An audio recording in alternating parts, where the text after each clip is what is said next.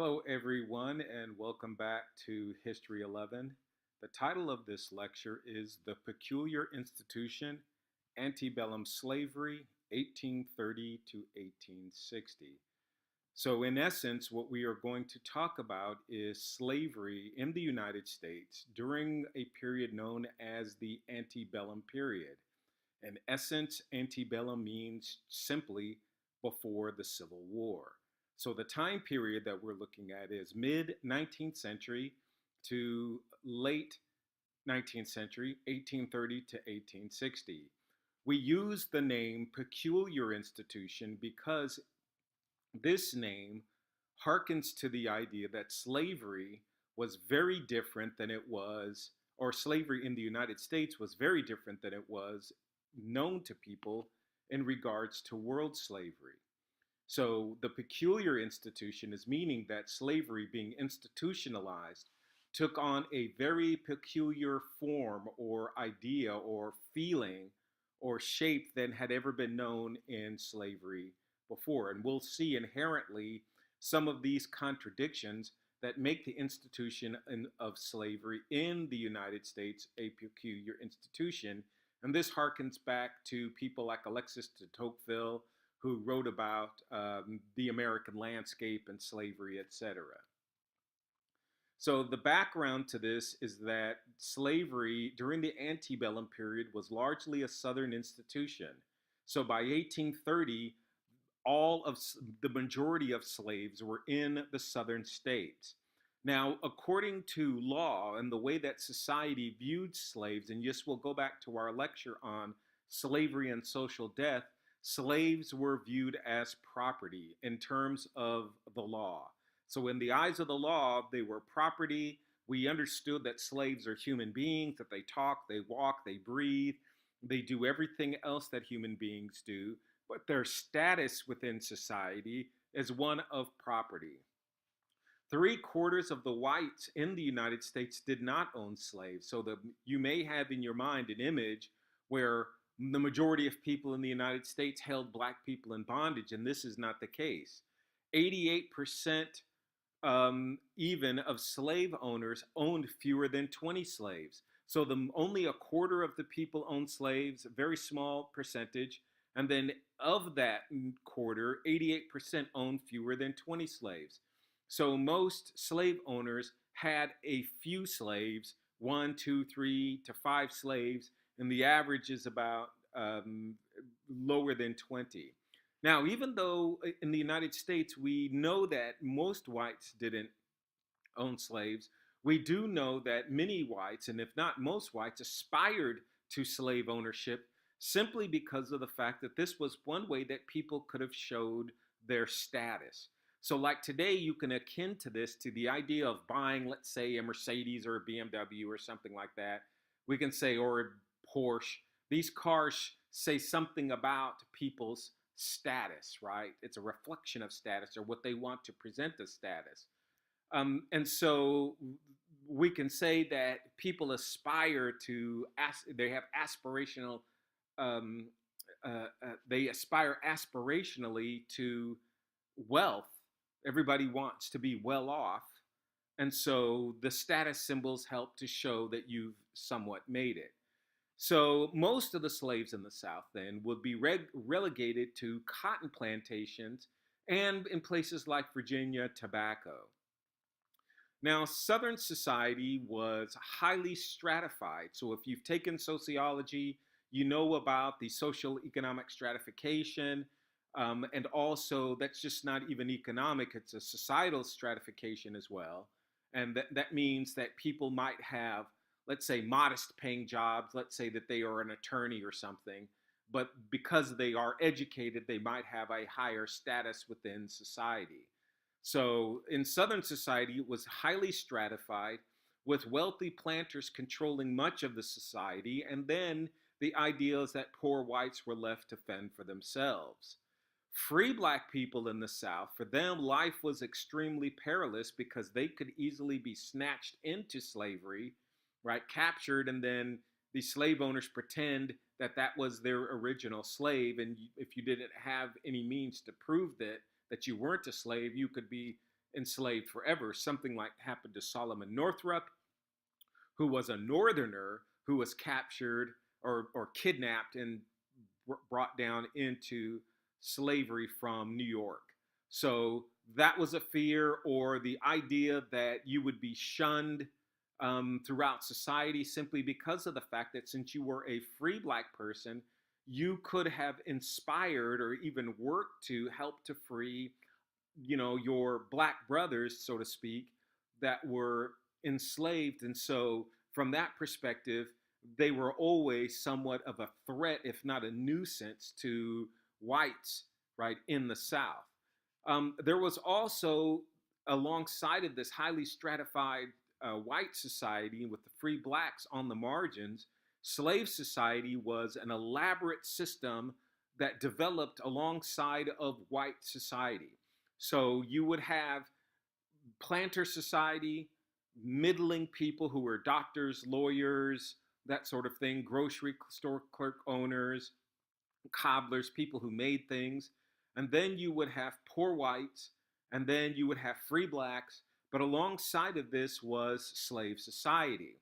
And so the slave society themselves were was a highly organized sort of organism within the larger organism of the Southern society. So, for example, slaves built strong and elaborate family structures. So, what we mean by elaborate, you might have, and if your mother gets sold off into slavery, your grandmother might take over the role as your parent or your aunt or your uncle, right? Depending upon what happens to them. So, you might even have another family adopt you into them if your family gets sold off. So you could end up having, two sets of parents. So that's what we mean by elaborate family structures. Even though there were these family structures within um, the slave community, the slave society on the plantations, we should never forget that the ideology was based around the master who is seen as the head of the family, right? And so what this means is that even though you may have been a male slave and considered, right, if you had a wife and children by your slave wife, the master still has control over your reproductive organs and over your lives. So in essence, that master is the father of the family because they always can sell any number of you off to disrupt and break up your family as punishment for you not obeying their commands or their dictates. The whole process worked here through a system of divide and conquer, right? You can sell off the fathers. You can, sell off the children. You can sell off the mother. This is sort of moral and unethical warfare, right? Immoral and unethical warfare that is being perpetrated on these slaves. Now, in Northern society, of course, it's stratified, but less stratified. So within this, you have wealthy merchants obviously control society, but poor whites have a greater say in the way that society functions because in the South, it was all about the plantations. In the North, it's more diverse in terms of its economy, so you have much more economic cooperation between these groups. Blacks will share uh, some role and some rights within these societies. So, for example, in Massachusetts, right, black people were able to do things like to vote, and so that was somewhat of a pattern in the North, as opposed to blacks not being allowed to do things like vote in the South and that sort of thing. So slavery was also outlawed in the North by the 1760s, right? So what we have here is a nation that is divided in terms of just the way that it runs economically, that the South is a slave society. Although there are some slaves in the North, it is a society with slaves. And then you have, on top of this, the idea of the stratification, the social and economic stratification with emerging in both societies. Now, here is a map that kind of shows The South. So everything in darker red is the South, from Texas, Louisiana, Arkansas, Mississippi, Alabama, Tennessee, Georgia, Florida, South Carolina, North Carolina, Virginia, and Maryland. Right, and so, well, Maryland is part of the South, but it will not fight with the Confederacy. Kentucky, Missouri, and Indian Territory, that's considered to be southern states by and large, but they will fight for the North. So Maryland, Kentucky, Missouri, Indian Territory are, in many ways, people see them as Southern, but in the Confederacy is comprised of the states of Texas, Louisiana, the sort of darker red. So the green is minus Mexico is the North. So that will give you some idea what the South is up against and the North is up against in terms of the war. Now, in terms of where slaves lives, the heavy darker areas, the reddish darker areas, the sort of deep dark red, that's where the population per county, blacks are more than 50%. So in places like South Carolina, parts of Mississippi, Louisiana, and Virginia, there are lots of black people in these areas, and they dominate the number of whites in many of these counties. So what whites are faced against is they are living in a slave society where in some cases the majority of the people that live in the area are in fact slaves. Now the labor system on these plantations took two forms. The first form is called ganging, where slaves are organized just into groups, paying some attention to the size of the slaves and the ability for them to do hard labor.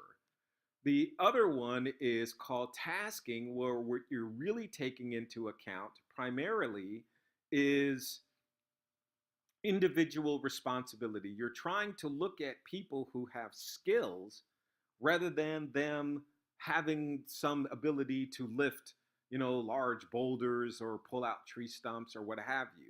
So tasking is you're looking for people with skills. So you might have someone tasked to fix a fence, tasked to build furniture, tasked to take care of horses. Maybe they're good at that. So in tasking, individual tasking, ganging, you just want to make sure that the groups are physically fit and able to do hard labor.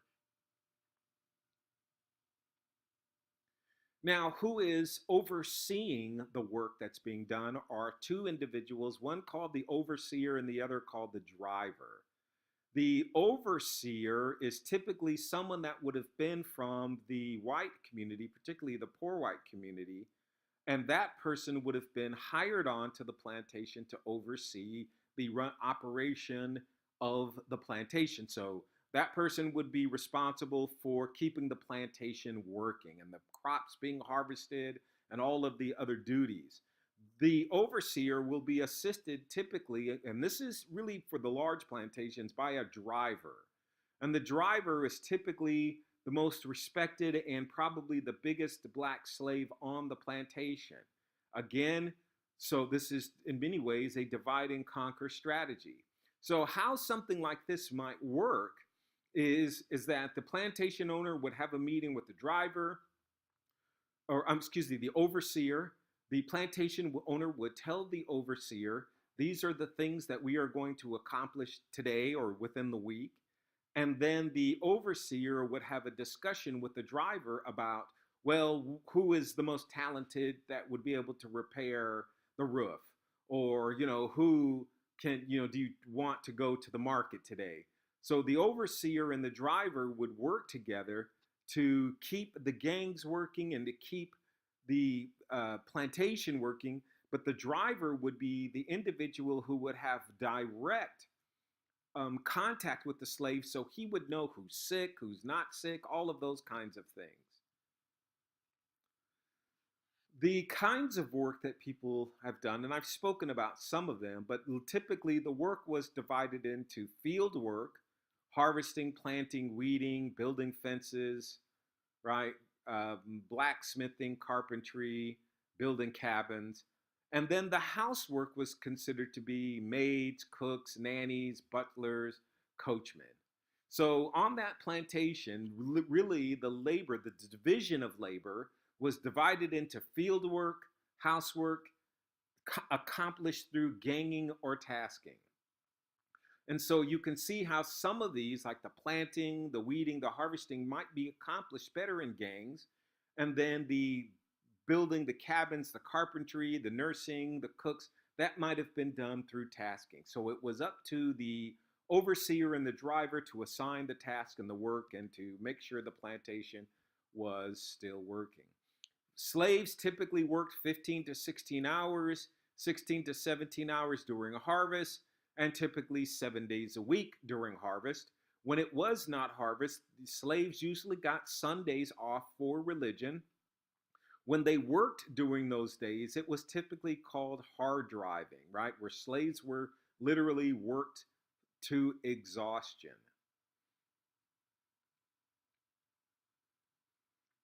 In terms of child labor, I'm often given the question, well, what did children do? And that's a very simple one, is that from 0 to 6, children basically didn't work. They were too young, didn't have the kind of strength or the mental ability and the skills to be able to do work. By the time they're 6 years old, they're becoming water carriers. 10 to 12 years old, they're doing things like weeding. Beyond 12 years old, you're considered an adult and you'll go into the labor force. We have lots of photographs that were taken of slaves once they were either escaped from slavery or once the Union Army during the Civil War came in to free slaves. Lots of photographs were taken. So for example, this photograph here, this is a well-known photograph of a slave who was repeatedly beaten as a slave. And so what these photographs were meant to do was to be sent up north to show people the horror of slavery. We've seen some of these instruments in our other discussion from slavery and social death, so you can see how they were really used.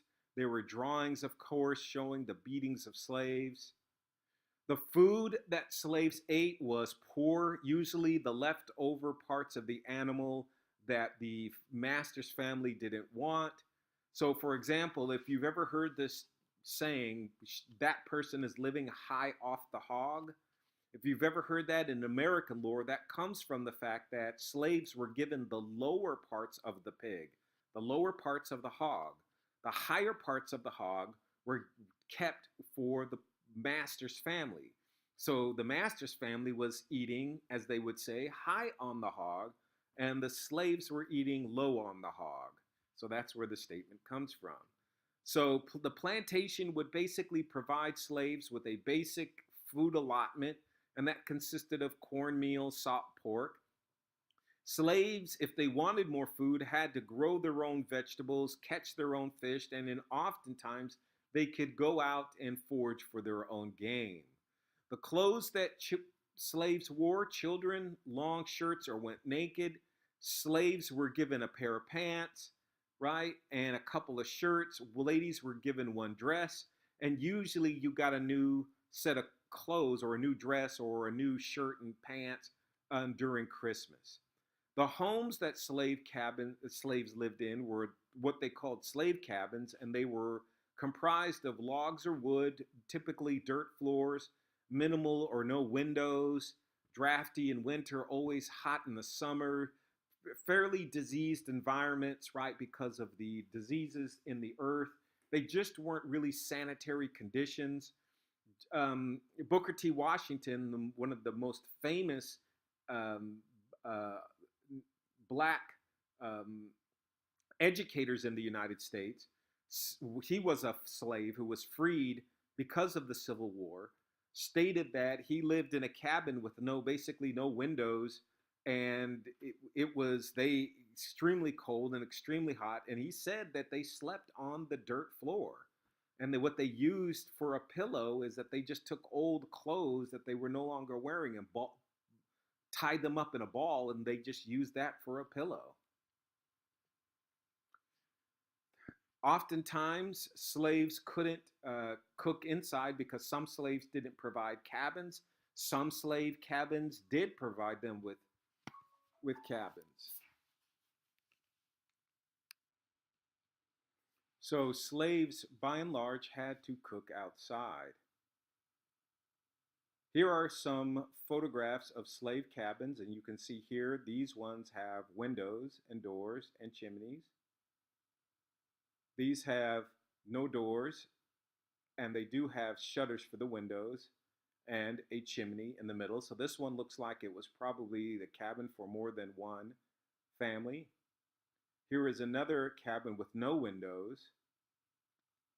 Here is another cabin with no windows and a chimney, I believe, that is on the right.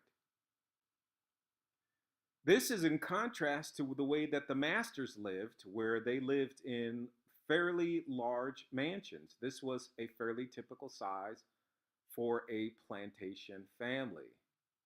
Here is another plantation house. They called these the big house. This is a plantation that I visited, and I believe this one is in Mississippi. This plantation was really spectacular. And this is from the back view. This is the living room where the formal dinners. This is the ladies' seating area next to the formal dinner area and the back parlor for the men. And by the way, all of those windows that you see here, the windows completely can be pulled out during the summers to allow air to come in. This is a fan that sat above the dining table, right? Not only just to keep the flies away if there are any, but also to cool the people off while they're sitting. This is one of the bedrooms. This was a house that was adjacent to the big house, and this was a house that was built for the sons. These are the bells that would be used to call the slaves to service. The plantations were notorious for large numbers of deaths, particularly those slaves in the more volatile areas. And what I mean by that is areas that were basically considered to be swamp areas or areas known for high levels of diseases. And so on some of these plantations, like rice plantations, the mortality was at 90%. Malaria, cholera, dysentery, tetanus, leprosy, all manner of diseases were known on the plantations. Slaves, of course, in the building of these elaborate families, they, of course, had extended family networks. We've kind of talked about this, so we won't belabor it, but we know that they had demanded families, masters encouraged births, so there were lots of elaborate family structures. Here's a photograph taken. This one, I believe, is after or at the end of the Civil War.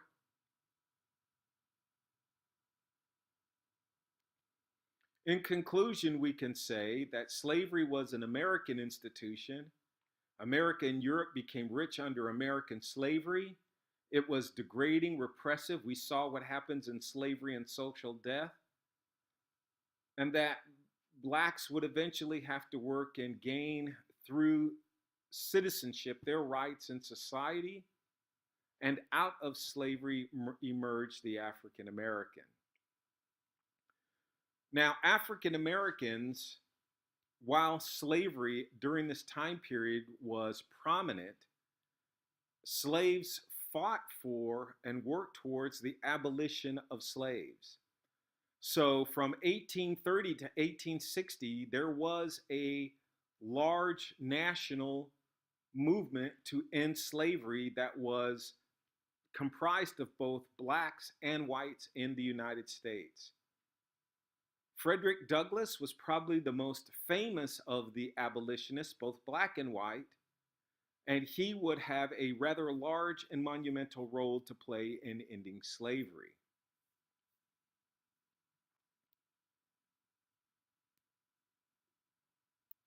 One of the debates that abolitionists use to argue about slavery is that even though people who came to America didn't own slaves, that many people were willing to join hands with those who did.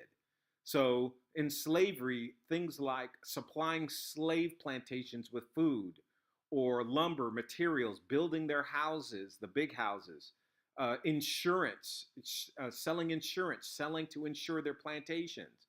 So, people were making money and profit off of slavery, but few people were willing to take responsibility for the degradation and misery of other people. So we know that within slavery, it automatically there are contradictions when inherent in slavery. And this is going back to the idea of the peculiar institution. How can you, on one hand, say that you're building a nation based on all men are created equal, but at the same time, you have amongst you slaves who were not free, nor were they equal? So these were the immediate inherent contradiction within slavery. So the challenge facing the nation, and this is what abolitionists would get people to understand, is that how a people could have developed the dedication to human liberty and dignity, but at the same time maintain a system of labor that denied human liberty and dignity every hour of the day. This was an inherent contradiction. So, for example, here, America had always insisted since its inception that freedom of the seas. Free ships mean free goods. This was the cardinal doctrine of U.S. foreign policy. However, those same goods that were being shipped on the free seas were goods that were produced by slave labor. This was an American paradox. Americans bought their independence with slaves. America became a nation under slave labor. America prospered with slave labor. And America became a beacon of freedom under slave labor, the American paradox. By the 19th century, there was a movement of writers and philosophers within New England who were loosely bound together through acquaintance that began to write about, talk about, and argue about the essential unity of all creation and the innate goodness of man. Therefore, they concluded that abolition should come from with the individual, the changing of the heart, and that these transcendentalists intended to try to end slavery by convincing individual slave owners and their collaborators that slavery was an abomination, was essentially evil. Some of these transcendentalists, these early abolitionists, were Ralph Waldo Emerson, Margaret Fuller, Henry David Thoreau, these individuals that you would have probably known about. Henry David Thoreau, who is famous for his writing, what today we understand as environmental writings, and also Ralph Waldo Emerson, who was a great writer and a great poet, etc. So for Emerson, he gave what we consider the first anti-slavery speech in 1837, and he regarded slavery as the greatest moral and spiritual crisis of the day, and fundamentally believed that ethical action was at the core principle of religion. So you could then turn to yourself, and if you called yourself a Christian, you would have to begin, according to these transcendentalists, begin to think about were your actions in regards to slavery in keeping with the teachings of Christ. Henry David Thoreau, who wrote Resistance to Civil Government in 1849 and is later known for civil disobedience, once stated that the people must cease to hold slaves and to make war on Mexico, though it cost them their existence as a people. So here Thoreau is trying to take the moral high ground and saying that even if we cease to be a nation, but if we can end slavery, and that is what happens, we will be standing on higher principles, higher ground, and in keeping with moral law. The origins of anti-slavery movement began literally when the first large numbers of slaves began to arrive in the United States in 1619. Organizations were recruited and created to promote emancipation and aid those slaves who did escape. Some of the early abolitionists were extremely militant, like David Walker, who pushed for more militancy and literally was calling for war to end slavery. William Lloyd Garrison, from 1805 to 1879, was one of the two most prominent abolitionists, along with Frederick Douglass, where Frederick Douglass was an African American. William Lloyd Garrison was white. He was born in Newport, Massachusetts, grew up poor, and became a writer for the Newport Herald. He joined the abolition movement when he was about 25 years of age. What made William Lloyd Garrison famous was he created the Liberator magazine in 1831 and pronounced that the Constitution was an evil document, a covenant essentially with the devil. He helped to organize the New England Anti-Slave Society, the American Anti-Slave Society as well. We can read here what William Lloyd Garrison would write here when he says, "On this subject, I do not wish to think or to speak or to write with moderation. No, no, tell a man whose house is on fire to give a moderate alarm. Tell him to moderately rescue his wife from the hands of a ravisher. Tell the mother to gradually extricate her babe from the fire unto which has fallen. But urge me not to use moderation in a cause like the present. I am in earnest. I will not equivocate. I will not excuse.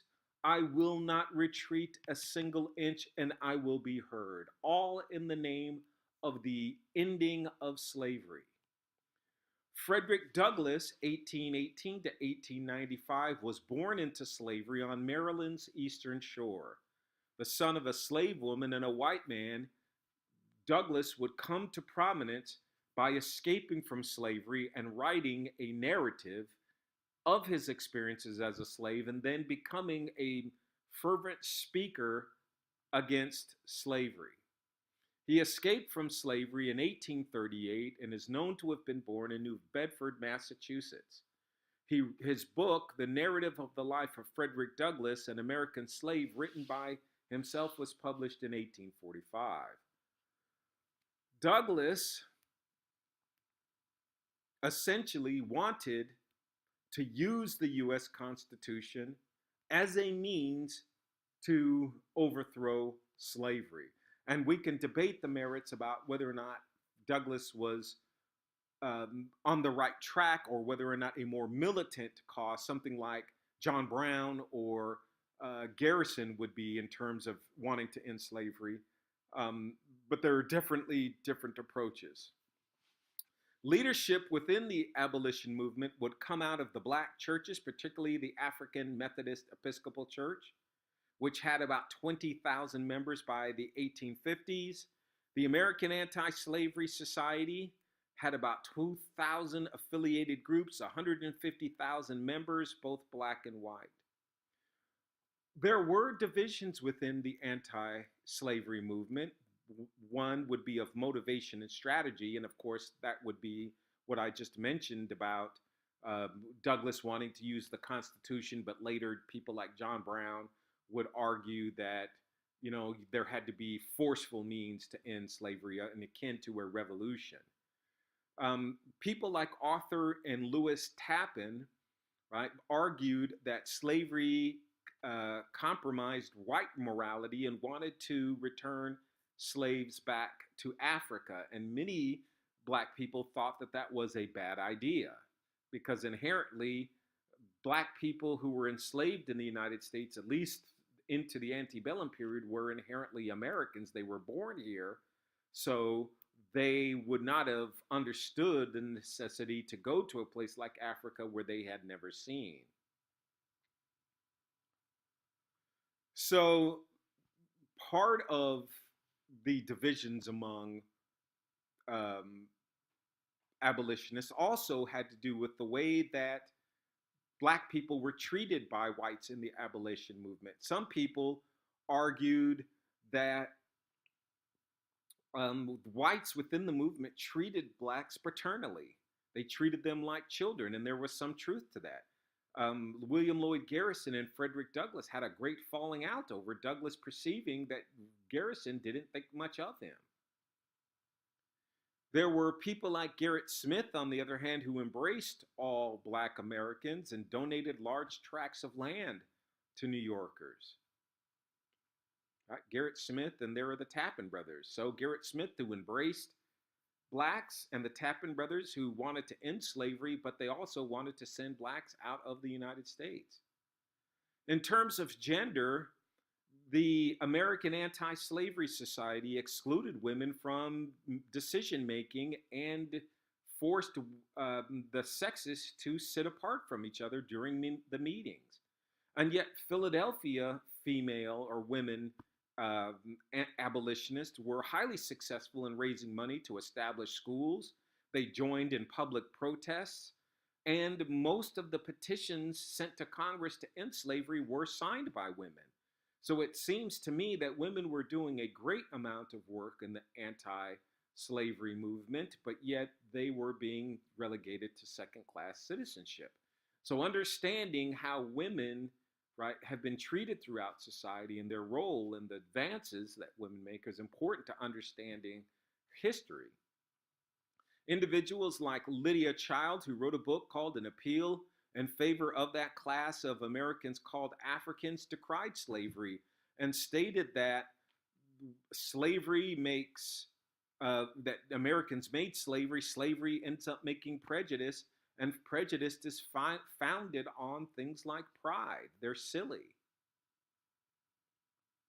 There are people like Sojourner Truth, who was a Dutch-speaking slave, who was also a Pentecostal preacher, abolitionist, and a crusader for women's rights. She gave the famous Aren't I a Woman speech in 1851 and wrote the narrative of Sojourner Truth. She was one of the most important of the abolitionists. Another part of abolitionists was the methodology that abolitionists used to move slaves, steal them from the plantations and into freedom.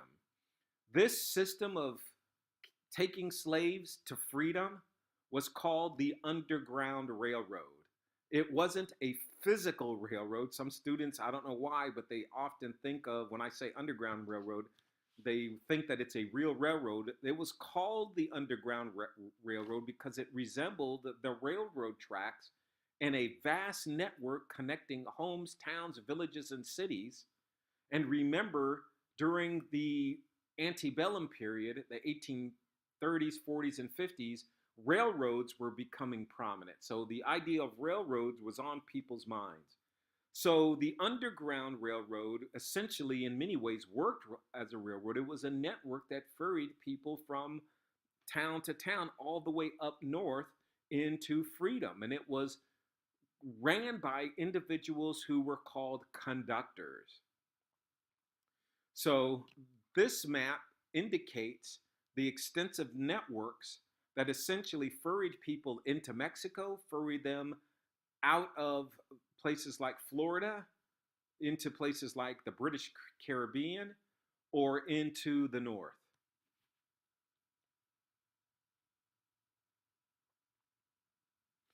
The Jackson Family Station was a pathway along the train or along the railroad. The Transcendentalists, right, pictured at the bottom.